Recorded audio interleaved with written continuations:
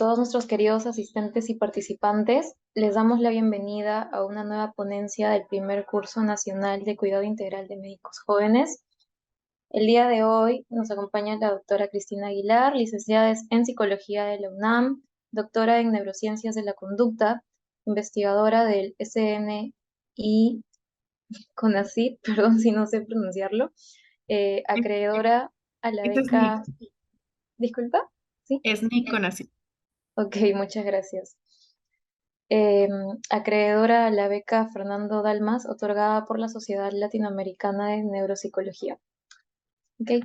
Esta ponencia abordará estrategias y herramientas para poder liberar de manera saludable la tensión acumulada tras la jornada laboral, así como brindará herramientas de organización para gestionar el tiempo libre de manera responsable. Es que, buenas noches, doctora. Muchas gracias por aceptar nuestra invitación y acompañarnos esta noche con este tema tan interesante. Bienvenida, ya puede comenzar. Muchas gracias. Algunas de las cosas que están acá presentadas tienen un poco que ver con la perspectiva que yo manejo a nivel psicoterapéutico y la principal de ellas es el papel evolutivo que tiene el estrés en la vida diaria. Entonces, todos los animales estamos hechos para poder manejar o para poder vivir estrés. Entonces, les voy a poner un videito. Díganme si se escucha el audio, por fin.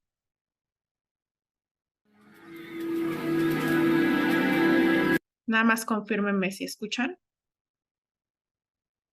Excelente. Entonces, vamos a ver el audio, el video.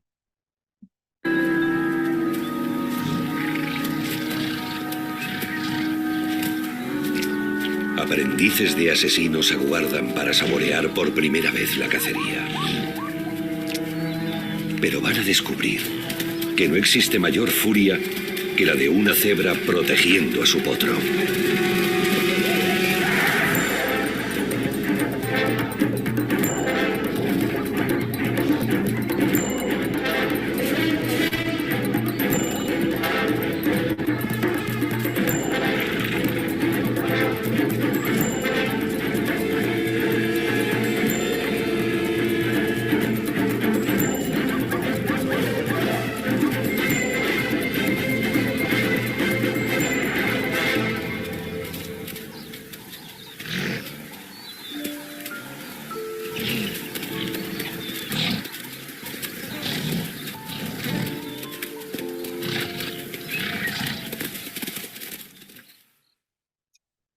Perfecto. Yo con esto quiero ejemplificar simplemente que el estrés es un mecanismo evolutivo que vamos a tener todos los animales.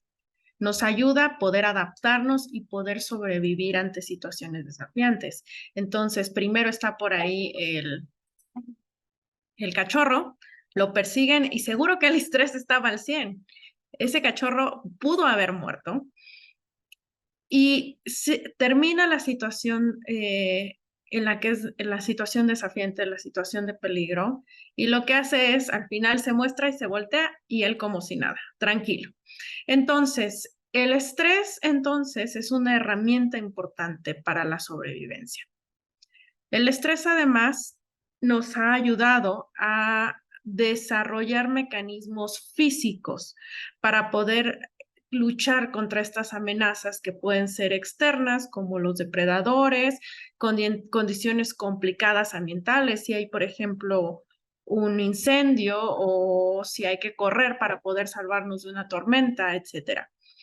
Y esta característica del estrés se va a dar gracias a la liberación de una serie de amenazas.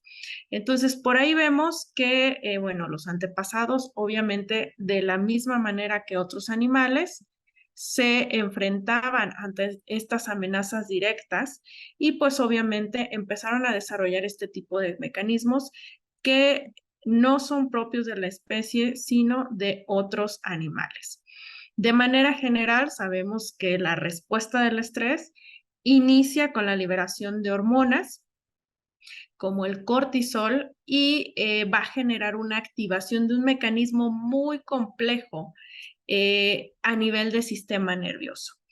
Esta activación es como si prendiéramos un switch. Lo que va a hacer es darnos las herramientas necesarias para generar una respuesta de lucha o huida, que es el fight or flight. Entonces, lo que permite, o este mecanismo permitió a nuestros ancestros el poder sobrevivir de manera muy rápida ante situaciones de peligro inminente y obviamente mejorar la probabilidad de supervivencia. Quienes tenían o aquellos individuos que tenían este tipo de respuesta o que tenían esta respuesta mucho más rápidamente, por pura selección natural, fueron los que sobrevivieron. Y hoy en día la respuesta que tenemos hacia el estrés es justo el resultado de ese mecanismo evolutivo. Hoy en día ya no tenemos que enfrentarnos a mamuts, ya no tenemos que luchar por nuestros alimentos, no tenemos que cazar, no tenemos que protegernos de situaciones desafiantes como lo hacían nuestros antepasados, pero sí hemos evolucionado ahora como sociedad y los mecanismos complejos del estrés siguen apareciendo y se conservan como una función que nos va a permitir enfrentar desafíos. Y esto representa pues la adaptabilidad de nuestros sistemas biológicos. Sin embargo, ¿cómo son estos desafíos hoy en día? Bueno, para comenzar me gustaría hacer una breve distinción de lo que es. ¿Sí me escuchan? Ok, se escuchó por ahí un microfonito, pero vale.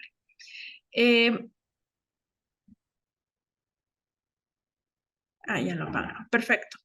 ¿Qué es el estrés entonces? Es un fenómeno mente-cuerpo en el que el sistema nervioso va a responder ante una presión del entorno que puede ser real o puede ser percibida. Y esta palabrita quisiera que nos la guardáramos porque hoy en día el peligro no es inminente como lo era antes ante una situación de sobrevivencia. Entonces, el estrés que sentimos es principalmente una demanda percibida o una nueva demanda que se adapta ahora a nuestra necesidad moderna. Inicia entonces la respuesta del estrés con la liberación de un montón de hormonas, entre ellas el cortisol, que va a activar un montón de, déjenme ver, aquí está, el puntero ya me lo cambiaron. Va a activar un montón de mecanismos. Por ejemplo, cuando nosotros vamos a pelear, cuando tenemos que huir para sobrevivir, pues obviamente necesitamos percibir el ambiente lo mejor posible y por eso se dilatan las pupilas para poder absorber la mayor cantidad de luz. Obviamente necesitamos correr muy rápidamente o que nuestros músculos tengan suficiente sangre y oxígeno para pelear o correr. Y justo por eso las vías aéreas empiezan a relajarse y empieza a aumentar la frecuencia respiratoria. Lo mismo con la frecuencia cardíaca. Necesitamos que nuestros músculos reciban la suficiente cantidad de glucosa y oxígeno para sobrevivir. Entonces el corazón está palpitando bastante rápido.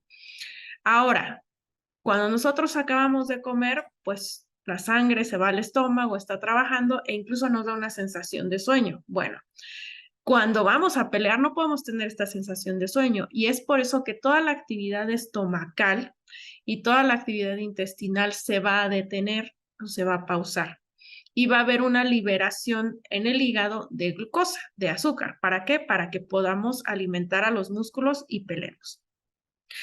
Este grupo de estos mecanismos componen lo que llamamos el sistema simpático, que aparece, como les digo, como un switch cuando nosotros estamos ante una situación de estrés. Ahora, este fenómeno puede verse afectado, dado que es hormonal, en algunas situaciones por el género. ¿Por qué? Pues parece ser que el hecho de que las hormonas interactúan con las hormonas propiamente masculinas y femeninas, el cortisol, parece ser que la percepción del estrés tiende a ser un poco menor en hombres. Ahora, sabemos entonces que el mecanismo del estrés existe. Sabemos entonces Denise Okelis, si nos apoya con su micrófono, gracias. Sabemos que ese mecanismo se activa cuando estamos estresados, pero hay algunas situaciones en las que parece ser que estamos estresados todo el tiempo. Entonces, si el estrés es un mecanismo evolutivo, ¿por qué estar estresado me hace sentir tan mal? Y entonces, hay una distinción que me gustaría hacer sobre lo que es el distrés y el estrés. Ahí la tenemos. Entonces, el estrés entonces es un mecanismo de supervivencia. Y podríamos decir que hay un tipo de estrés, el estrés positivo o eustrés, que puede fortalecer el crecimiento, mejorar el rendimiento, nos da motivación, nos da enfoque, hace que podamos decidir de manera rápida. Y la distinción que podemos hacer con el estrés negativo, que sí puede tener efectos perjudiciales para la salud y al bienestar. Pero este estrés solamente es negativo cuando se vuelve crónico. Y a este estrés o este tipo de estrés cronificado lo llamamos distrés. Entonces, el estrés no es el problema, porque estoy segura que el animalito que vimos en el video al inicio, el cachorro, tenía el estrés hasta arriba. Pero unos segundos después, una vez acabada la situación de pelea o de lucha o de huida, él vuelve a un estado normal. De hecho, está caminando por ahí y todavía voltea a ver a las cebras y dice, ya se fueron. Y ese sistema de estrés cambia e inicia la calma. Yo estoy segura que en cualquier otro documental que hayan visto, han visto una situación similar. Ahí va la cebra, se la va a comer el jaguar, se va el jaguar y la cebra otra vez está comiendo como si nada. Entonces, no es el estrés por sí mismo lo que tiene un efecto negativo en la salud física o mental, es el estrés crónico. Entonces, vamos a ver en qué nos puede apoyar el estrés. El estrés es esencial para tener en cuenta, puede ser de hecho para la sobrevivencia y puede ser de hecho bastante beneficioso para cuestiones cognitivas y para cuestiones en general, rendimiento. Para empezar, mejora la formación de la memoria. Un estrés agudo, es decir, en el momento en el que está pasando, puede mejorar la formación de algunos recuerdos y puede además ayudarnos a recordar eventos aversivos. Y por eso, en algunas situaciones, cuando nosotros tenemos cuadros de estrés postraumático, las memorias quedan muy bien establecidas. Entonces, cuando el estrés se usa de manera adecuada, justamente puede ayudarnos a aprender un poco mejor. Puede afectar también procesos atencionales. Si yo estoy más estresada, presto más atención, estoy más alerta, puede apoyarnos en cuestiones sensoriales e incluso para poder generar organización o mnemotecnias en la memoria. Además, el estrés puede ayudarnos a promover mecanismos de afrontamiento, es decir, formas a través de las cuales vamos a interactuar con el mundo. Puede ayudarnos, por ejemplo, en la resolución de situaciones complicadas y generar bienestar. Por ejemplo, sabemos que masticar chicle nos ayuda a modular el estrés, especialmente cuando hay ruidos fuertes, dado que estamos alterando nuestra percepción sensorial y estamos como poniéndole un alto a la información realizada dentro de nuestras redes cerebrales. Además, el estrés puede estimular en comportamiento beneficioso. Bajo algunos eventos, por ejemplo, estresantes de la vida, nosotros podemos mostrar que de manera voluntaria la percepción positiva y el apoyo entre varios individuos puede resultar en un comportamiento que va a ayudar a la interacción comunitaria y puede ser crucial e importante para la sobrevivencia. La vez pasada estábamos hablando de primeros auxilios psicológicos, no sé si me tocó con ustedes, pero hay un montón, una serie de elementos o de etapas de apoyo comunitario, respuesta psicológica ante la situación de emergencia. Y una de ellas es la etapa heroica, en la que digamos que las comunidades que han sido atacadas o que han estado en una situación de crisis o de emergencia van a verse van a empezar a generar sentimientos de empatía, sentimientos de voluntariado, sentimientos de apoyo comunitario. Y entonces se vive como una situación muy eufórica en la comunidad. Entonces, en cierto modo, esta respuesta se da por el propio estrés. Además, el estrés impacta positivamente la tasa de sobrevivencia. Obviamente, experiencias positivas van a estimular también la respuesta al estrés en una situación adversa. Y esto está vinculado con una reducción de la tasa de mortalidad a largo plazo, además de que ayuda a reducir la sintomatología depresiva. Entonces, en algunas situaciones, justo el estrés puede ayudarnos a enfrentar otras situaciones de salud mental.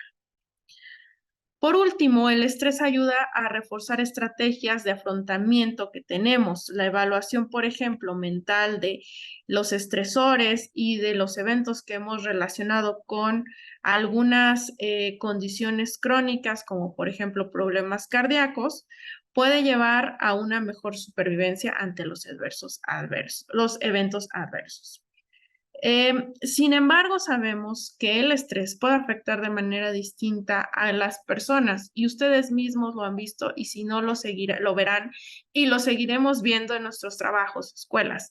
Hay gente que ante situaciones estresantes se comporta muy bien, reacciona muy bien e incluso parece que algunos de nosotros necesitamos estar estresados para poder salir adelante. Ahí tenemos al alumno que siempre entrega la tarea de último momento, pero también hay otra gente que simplemente cuando está estresada se rompe. Entonces, el estrés en realidad va a depender o la respuesta que tengamos ante el estrés ante las situaciones que nos generan estrés, van a ser distintas y van a depender de nuestro contexto, de nuestra edad, de nuestro género, de nuestra historia personal de vida y obviamente incluso de nuestro estado de salud. Algunos eventos estresantes, de hecho, pueden llegar a ser perjudiciales para la salud. Entonces, a partir de entonces, de este momento, ya no vamos a hablar del estrés como aquella respuesta que nos ayuda a la sobrevivencia, ni como aquella respuesta que nos ayudó justo a esta parte beneficiosa cognitiva que puede impactar también en nuestra salud mental. Vamos a hablar únicamente del distrés, el estrés que es crónico, el estrés que es negativo y que a largo plazo puede llegar a generar sufrimiento psicológico. Este tipo de estrés generalmente está arraigado ante eventos negativos de la vida, ante estresores diarios y puede llegar a manifestarse como síntomas de depresión, de ansiedad y posiblemente otros problemas de salud. La vez pasada, ustedes estuvieron checando cuál era la relación entre el estrés y la ansiedad. Y bueno, solamente recapitulando, básicamente, algunas personas que tienen algunos procesos de ansiedad, específicamente las que se conocen como crisis de ansiedad, lo que tienen es una desregulación, me voy a regresar un poquito, de este mecanismo del estrés. Básicamente este switch que se puede prender o apagar ante una situación de estrés está como descompuesto el switch. Entonces, una persona puede tener una crisis de ansiedad que básicamente es la activación de todos estos componentes para poder sobrevivir. Puede estar activada en cualquier momento. Esas son las crisis de ansiedad, la activación del sistema de huida o de pelea ante una situación que la persona no parece percibir como estresante. Entonces, ¿qué hacemos justamente con las crisis de ansiedad? Ahorita lo vamos a ver. Avanzo entonces. Vamos entonces a partir de ahora a hablar únicamente del distrés. Me referiré como estrés de manera general, tal vez, pero estamos hablando de este estrés que es crónico, que es constante y que es negativo para mi salud. Entonces, ¿Hay alguna correlación, por ejemplo, entre la aparición o el estrés crónico y algunos síntomas de enfermedad o de problemas físicos y mentales? No solamente es la parte cognitiva, pero también sabemos que un menor de estrés es igual o correlaciona con un mayor sentido de dominio de la persona y un mayor apoyo social y un mejor uso de estrategias efectivas de afrontamiento. Y entonces sabemos que hay maneras de poder controlar el estrés. ¿Qué provoca entonces el estrés? Bueno, hay factores externos y hay factores internos. Factores externos pueden ser los que sean: presiones laborales, dificultades financieras, problemas en las relaciones que tenemos, cambios en la vida, cambios en la demanda académica, y por ahí me parece que todos son ustedes médicos o estudiantes en medicina, problemas de salud, etcétera. Pero además hay algunas situaciones como la falta de control, la incertidumbre, las expectativas y una mala gestión del tiempo que pueden generarnos estrés también. Si a eso sumamos características personales como el perfeccionismo, el pesimismo y el sobreanalizar, es decir, estar pensando de manera constante, pueden generarnos también estrés. Y es de ahí que yo les decía, puede ser un estrés percibido. Por ejemplo, una persona que es perfeccionista y que termina la tarea, pero dice, no me quedó bien, va a intentar hacerla de nuevo y va a decir, sigue sin estar bien. Y va a intentar hacerla de nuevo hasta que la deje, hasta que la tarea quede perfecta según su criterio. Pero este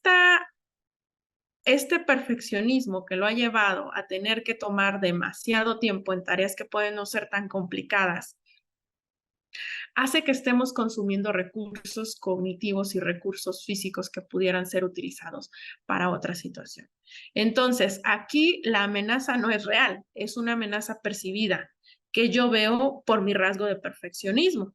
Lo mismo con el pesimismo. Si yo pienso que todo en el mundo está mal y todo el tiempo las cuestiones que se me acercan a la vida yo las tomo desde una perspectiva pesimista, pues obviamente voy a tener una respuesta más negativa ante las situaciones de la vida.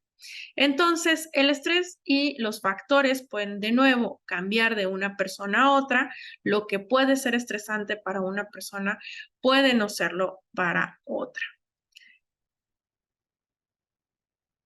Y en particular me di la tarea de investigar un poquito sobre cuáles son las principales fuentes de estrés en personal sanitario. Díganse médicos que ya están contratados, residentes, médicos internos, estudiantes de medicina, estudiantes de enfermería e incluso personal de salud mental. Y muchos de estos estudios empezaron a desarrollarse después de que se vino una ola importante de problemas de salud mental en muchas personas que estaban en la primera línea cuando los casos de COVID. Y yo creo que este es justamente un esfuerzo para poder ofrecerles a ustedes algunas herramientas para poder enfrentarse a estas situaciones. Entonces, la primera de ellas es la carga laboral. Sabemos que los turnos y que la vida en hospital tiende a ser exhaustiva, que los turnos tienden a ser largos y la presión para rendir muchas horas puede llevar a un estrés crónico. La propia naturaleza de ser médico agrava el estrés, dado que además no nada más tengo que trabajar mucho como el personal administrativo, sino que además yo tengo una responsabilidad y una inversión implicada en la atención al paciente. Entonces, la carga que puede llevarse el personal sanitario es un poco más alta. 2, la falta del control sobre el trabajo. Sabemos que la falta de oportunidad para poder tomar decisiones o controlar el propio trabajo puede desencadenar estrés, especialmente si estamos en bajo una situación jerárquica, que es lo que se vive día a día en los hospitales. La inseguridad laboral y las preocupaciones financieras, sabemos que la inestabilidad económica siempre va a dar puede alimentar siempre el estrés, seamos estudiantes, seamos profesionales, etcétera. Conflictos que pueda haber en el trabajo, en el hogar, problemas familiares. Sabemos que dado que tenemos que trabajar muchas horas y a veces es impredecible nuestro trabajo, en el ámbito de la salud, bueno, podemos generar conflictos dentro del trabajo, del hogar, o podemos tener por ahí problemas familiares porque no estamos ante situaciones pues que pueden ser importantes para la familia porque pues estamos trabajando, ¿no?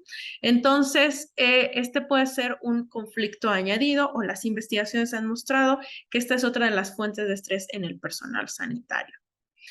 La propia cultura laboral, sabemos que en todos los hospitales, en todos, y es una tristeza, pero sabemos que existe discriminación, conflictos por la jerarquía.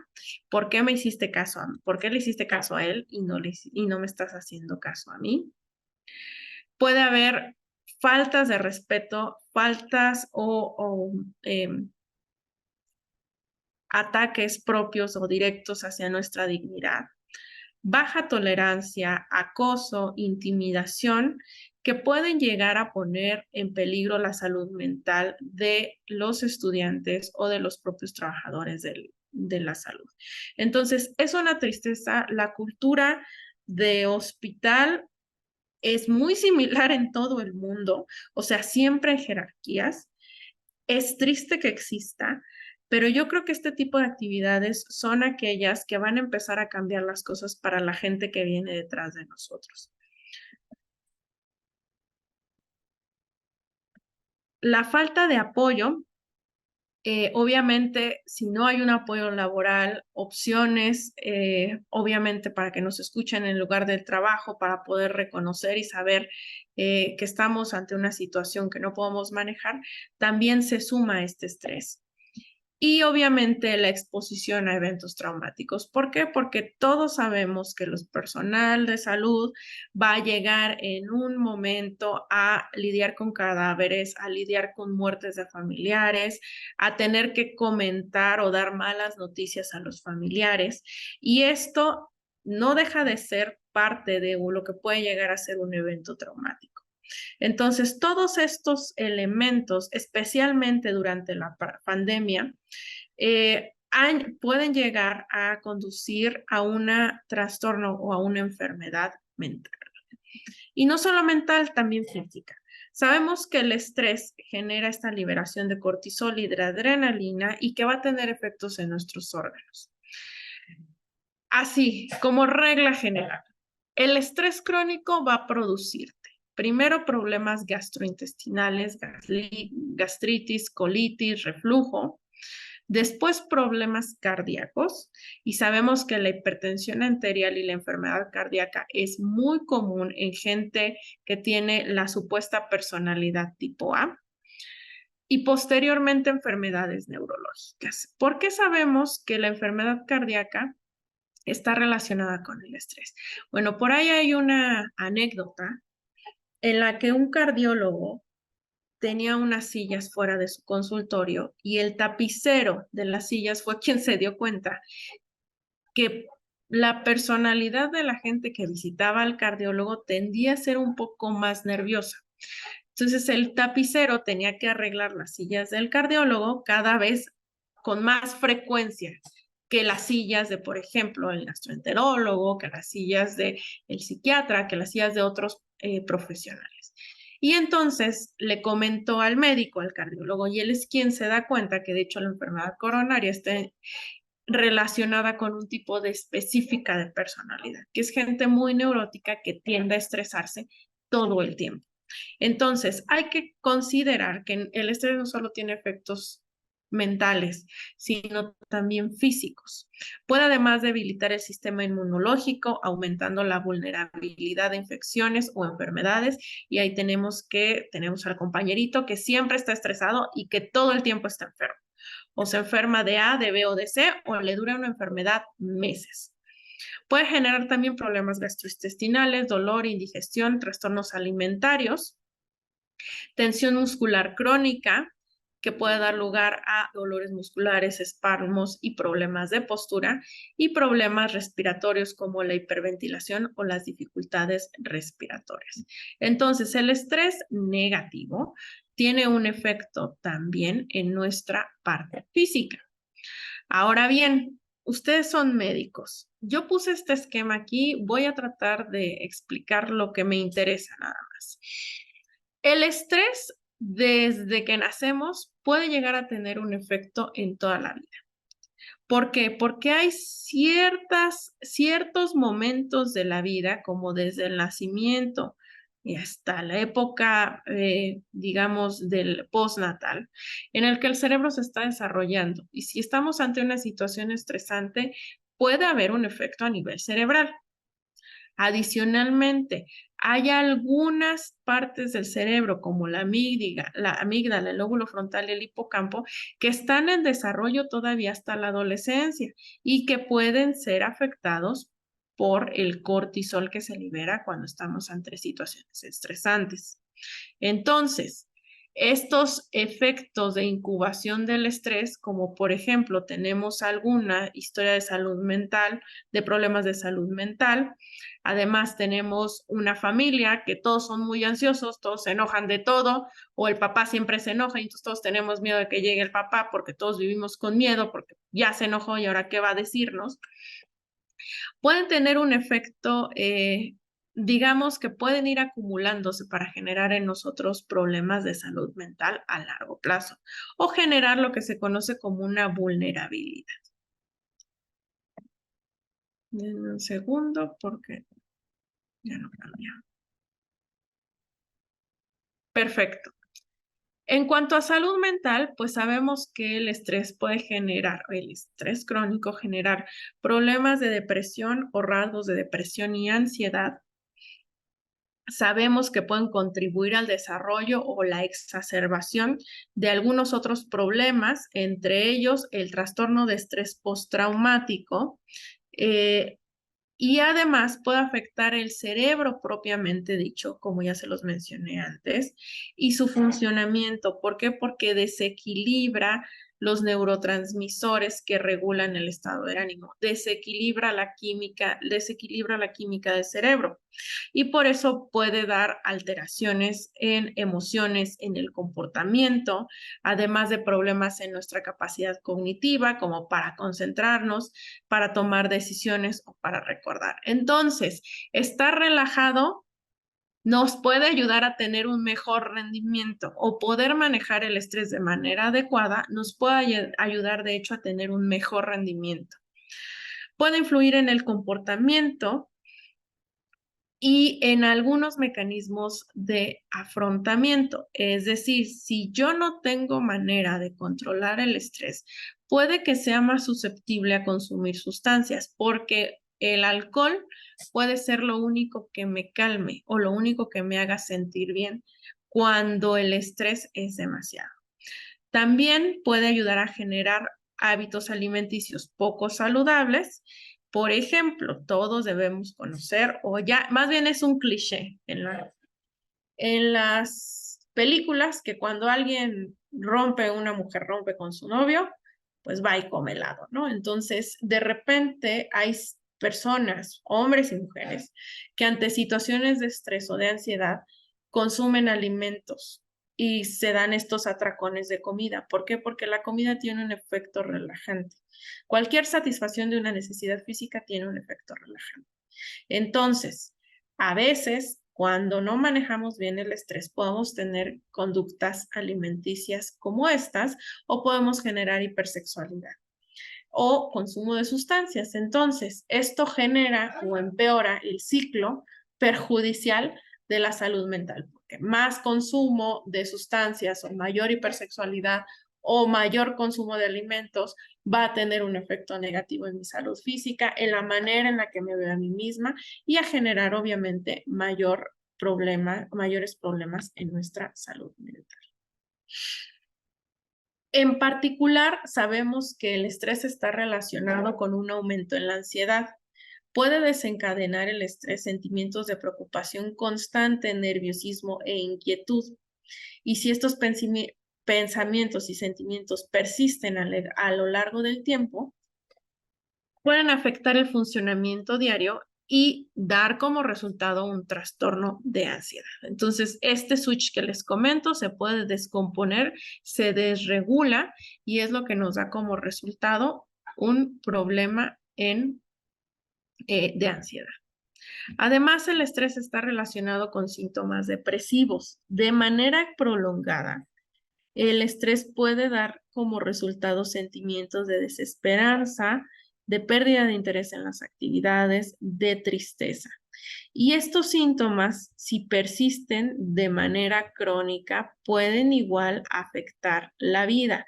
Si nosotros nos estamos dando cuenta que estamos teniendo un efecto significativo en más de un área, es decir, no nada más me siento ansioso o preocupado en el trabajo, sino que también en mi casa, también en mi relación de pareja, entonces probablemente lo que estoy viviendo ya no es una situación de estrés normal, sino que puede que esté empezando a desarrollar un problema de salud mental. Adicionalmente, el estrés tiene un efecto en la calidad del sueño, dado que hay hormonas que se liberan en el cuerpo, puede perturbar los patrones de sueño, generando dificultades para conciliar, mantener o experimentar el sueño, pues que sea reparador, que nos haga sentir descansados. Y algunas alteraciones, además crónicas del sueño, pueden contribuir a problemas de salud mental. Sabemos que el sueño es una de las cuestiones más importantes como individuos. Sabemos que el sueño nos permite establecer memorias, generar una mejor capacidad cognitiva. Entonces, sabemos que si no dormimos 3 días, empezamos a tener alucinaciones auditivas o visuales. Entonces, el sueño es vital. Además, el estrés puede generar dificultades en la concentración y en la memoria, aumentar la irritabilidad y la ira. Si estoy más estresado, voy a tener menor tolerancia, voy a estar más irritable, más enojado y más frustrado. Y si estas emociones se vuelven frecuentes e intensas, pueden también ser un foco rojo para otro problema de salud. Podemos generar síntomas físicos como los dolores de cabeza frecuentes, la tensión muscular, el dolor de estómago, la fatiga, y sabemos que los síntomas físicos coinciden o pueden coexistir con problemas en la salud mental. Y podemos también tener estos cambios en el apetito que pueden ser o como más cuando estoy muy estresado o pierdo el apetito cuando empezamos ahora a desarrollar síntomas depresivos. Chicos, créanmelo o no, yo no sé en qué nivel ustedes están de la carrera de medicina, pero acabo de colgar con una colega que me llamó y me pidió apoyo, porque acá en México, los médicos, una vez que terminan su especialidad, ya son médicos titulados, entran a la especialidad. Cuando terminan la especialidad, tienen que hacer un examen para poder acreditarse ante un consejo de médicos, ante toda la institución de médicos en el país. Tienen que acreditarse como gente que sabe y que tiene la capacidad para dar respuesta ante las necesidades de la especialidad.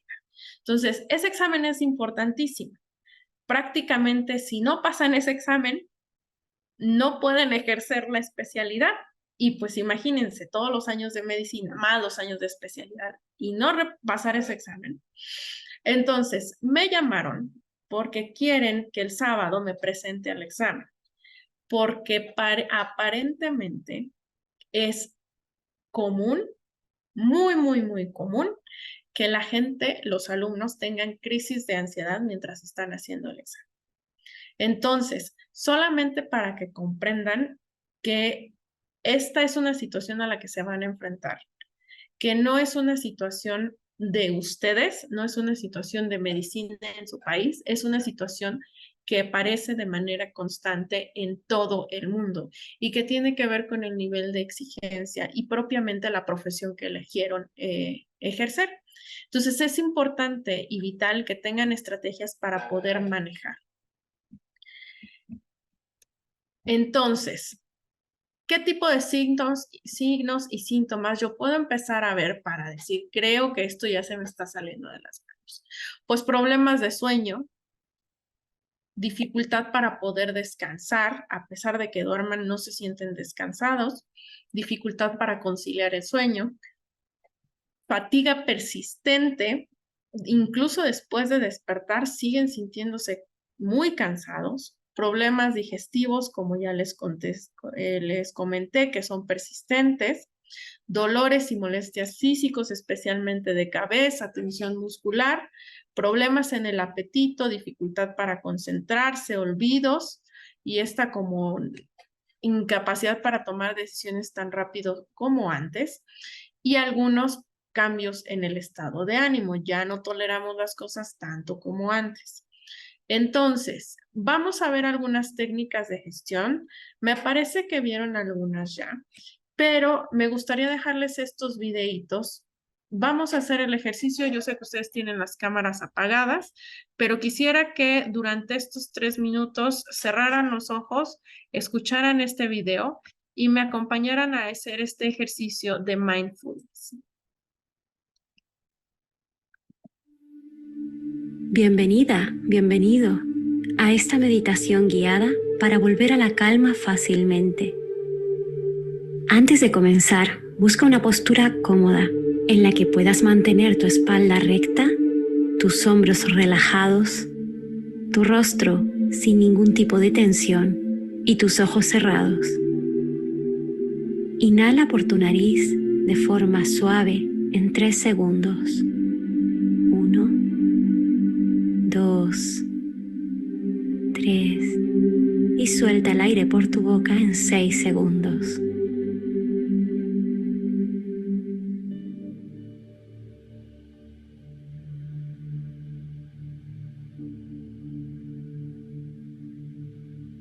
Inhala por tu nariz en 3 segundos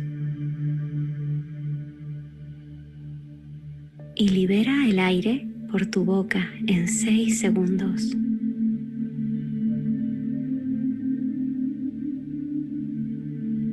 Inhala profundamente en 3 segundos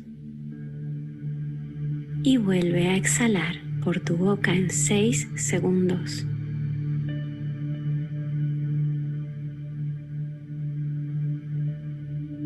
Ve conectando con tu respiración y si estás cómoda, cómodo, continúa con estos ritmos de inhalación y exhalación, siendo cada vez más consciente de ese aire que entra y sale de tu cuerpo.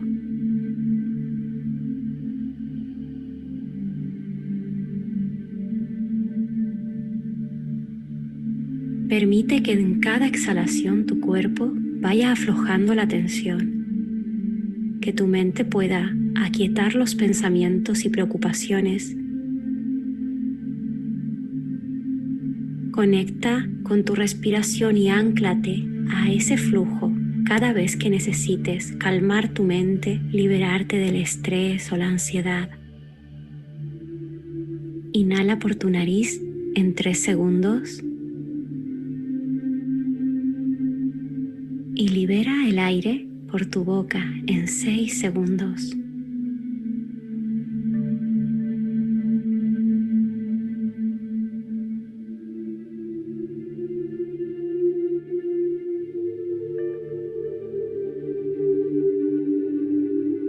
Vuelve a tu respiración en cada instante del día que lo necesites. Gracias por meditar conmigo. Que tengas un bonito día. Perfecto. Entonces, básicamente el mindfulness o la meditación mindfulness, lo que es el concepto básico es tratar de sacar a la persona de una situación en la que está hundida en sus pensamientos. Yo sé que todos hemos tenido algún momento muy complicado y entonces en ese momento empezamos a pensar de manera negativa y los pensamientos se vienen como una ola que no podemos controlar. Estas técnicas propiamente dichas de relajación, de gestión del estrés, lo que hacen es tratar de sacarnos de ese momento, sacarnos de esa ola que se viene de ideas y pensamientos y traernos al presente. El mindfulness lo que hace es lo que te dice, vivir en el momento. ¿Qué significa? Hacer caso a lo que está pasando en este momento, prestar atención a mi respiración, a mi sensación física, a mi sensación visual, auditiva. Y hay otra técnica que se conoce como la técnica 5-4-3-2-1. Entonces, me vas a decir 5 cosas. Cuando estoy en una crisis de ansiedad, me concentro y trato de nombrar o enlistar 5 cosas que estoy viendo, de nombrar 4 cosas que puedo sentir, como mi blusa, mis zapatos, mi pantalón, la presión que hace la silla sobre mis piernas. Vamos a enlistar 3 cosas que pueda yo escuchar. Escucho, por ejemplo, el ladrido de un perro a lo lejos. Escucho, por ejemplo, el sonido de un avión que pasa por afuera de la casa. Escucho el claxon de alguien que está afuera pitando. 2 cosas que pueda percibir a través del olfato. Puedo leer el olor de mi shampoo, puedo leer el perfume de mi compañero de al lado. Y una cosa que yo esté saboreando en este momento. Estoy saboreando el sabor de la pasta de dientes con la que me lavé los dientes. Entonces, la idea del mindfulness es traerte al aquí y a la ahora. ¿A través de qué? De la percepción sensorial o de la respiración. Acá les dejo un videito que se llama El arte de vivir conscientemente, mindfulness. Es un TED Talk que ustedes pueden checar y revisar, en donde se explica cuál es toda la base científica del mindfulness. Entonces, recomendación, una vez al día, en la mañana o en la noche, para dormir, abran cualquier videíto de YouTube de mindfulness como este. Son 3 minutos lo que le invertimos. Pueden encontrar videos de 10 minutos, de 15 minutos, y eso va a ayudar a controlar un poquito el estrés. Bien. ¿Qué otra técnica? Tenemos la técnica de respiración diafragmática. Me parece que esta técnica ya la vieron. Entonces la voy a avanzar un poquito. Y básicamente consiste en poder hacer respiraciones. Siéntese. En poder hacer respiraciones profundas en las que nosotros vayamos a sentir cómo nuestro estómago se eleva y cómo se retrae. La idea acá es que el hecho de tener que respirar de cierta manera va a hacer que nos concentremos en justo la respiración y el movimiento del abdomen. Ahora, hay que recordar que si la respuesta al estrés lo que hace es activar o aumentar nuestra frecuencia respiratoria, podemos bajarle el switch al estrés, como controlando la frecuencia respiratoria. Otra de las técnicas es, si la temperatura aumenta, para controlar una crisis de ansiedad, lo que podemos hacer es ponernos agua fría, hielo o alcohol y soplarnos en la nuca y en las muñecas. ¿Para qué? Para que el cambio de temperatura lo que haga sea como cortar la crisis de ansiedad, apagando el sistema parasimpático. Entonces, son mecanismos fisiológicos los que estamos viendo. No, pues la explicación tiene una base científica. Entonces, acá esta técnica consiste en hacer inhalaciones y exhalaciones. Hay que hacer una pequeña pausa cuando el aire está dentro y podemos sacar el aire de manera lenta y sentir cómo se mueve nuestro estómago al momento de inhalar y exhalar. Si repetimos entre 5 y 10 veces, en unos minutos vamos a tener igual un cambio en nuestra respuesta ante el estrés. Y por último, la técnica de la relajación muscular progresiva. Estas son técnicas propiamente dichas para el control del estrés. Les pongo el videito. Técnica de relajación progresiva de Jacobson. Antes de iniciar esta técnica, realiza al menos una respiración profunda. Para este ejercicio, Siéntate o recuéstate manteniendo una postura cómoda. Esta técnica consiste en tensar cada parte de tu cuerpo en diferentes momentos. Mientras inhalas, tensa la parte de tu cuerpo que desees trabajar y sostén la respiración durante 5 segundos aproximadamente. Al exhalar, relaja la parte del cuerpo que estés trabajando. La secuencia sugerida de relajación es la que se muestra en la imagen. Hagamos un ejercicio. Inhala y tensa tu frente. Sostén la tensión y la respiración. 1, 2, 3, 4, 5. Ahora relaja tu frente mientras exhalas. 1, 2, 3, 4, 5. Después, entrecierra los ojos e inhala. Sostén la tensión y la respiración. 1, 2, 3, 4, 5. Y al exhalar, abre tus ojos por completo. Esto lo harás con cada parte de tu cuerpo. Practica esta técnica para aprender a manejar tu estrés y coméntanos cómo te funcionó. Para más información, rífate, James. Perfecto. Esta técnica, lo que aprendemos acá es a tensar y más que a tensar, a relajar los músculos del cuerpo. Propiamente dichas, esas son las 3 técnicas de relajación principales en el ámbito del manejo del estrés en psicología. Podemos además complementar el estrés con técnicas o prácticas de autocuidado. Por ejemplo, incluir actividades como el yoga, tai chi, ejercicios de relajación que ya vimos para reducir la tensión física y mental. Ir a alguna actividad que nos guste, especialmente recreativas, arte o música, sabemos que tienen un impacto positivo en el bienestar mental. Otras actividades como el ejercicio regular nos ayudan a tener un mejor rendimiento físico y mental. Entonces, si quieren rendir, tienen que dormir bien, tienen que comer bien y hacer ejercicio. No es tan complicado, chicos. Muchas veces, y para mí es normal, que se me acerque un alumno y me diga, hoy no volví a dormir porque tuve mucha tarea, etc. Si ustedes no entienden que si no duermen no rinden igual, no van a poder generar estas conductas de autocuidado. Entonces, sabemos que el ejercicio genera un montón de endorfinas, mejoran el estado de ánimo y obviamente mejoran nuestra capacidad mental. No tiene que ser mucho ejercicio, una caminata corta, un estiramiento en casa es suficiente. Tener relaciones sociales positivas, además, es importante. Construir conexiones con alguien que es relevante para nosotros. Esto puede proteger nuestra salud mental, nos da un sentido de conexión, de estar con el otro y de que podemos solicitar ayuda de ser necesario. Puede ser tiempo con mis seres queridos, llegar a la cena con mi familia o el fin de semana ir a desayunar siempre con mi familia, tener algún grupo social e incluso los mismos amigos o compañeros de la escuela pueden servir como un apoyo. Una buena alimentación, sabemos que comer bien está directamente relacionada con la salud mental.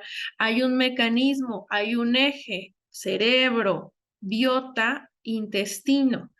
En el intestino se produce un 90% de la dopamina que se utiliza en el cerebro y justamente por eso sabemos que una buena dieta, que es una dieta alta en fibra, baja en azúcares y baja en grasas saturadas, nos va a dar como resultado una buena salud mental.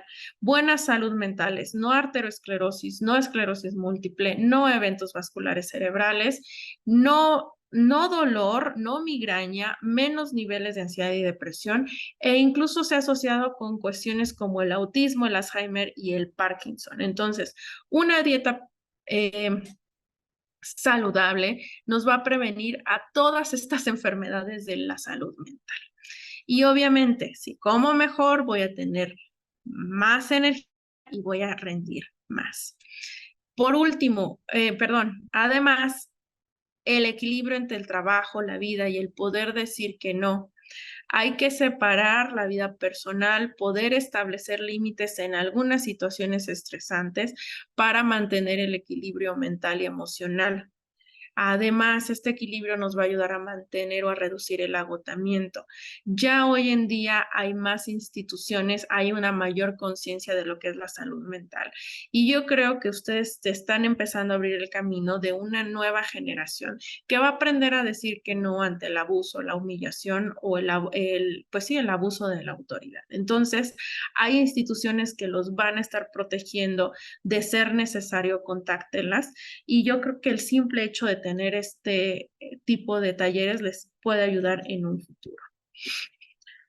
Para quienes les gusta, para quienes están interesados, además algunas técnicas de terapia, especialmente la cognitivo-conductual, nos puede ayudar a identificar qué patrones de pensamiento tenemos que pueden ser negativos y nos puede ayudar a desarrollar habilidades de afrontamiento. Ya hoy en día sabemos que la terapia no es para quien está mal o para quien está enfermo o quien está loco. La terapia es una herramienta para todas aquellas personas que quieren crecer. Es una herramienta de crecimiento personal.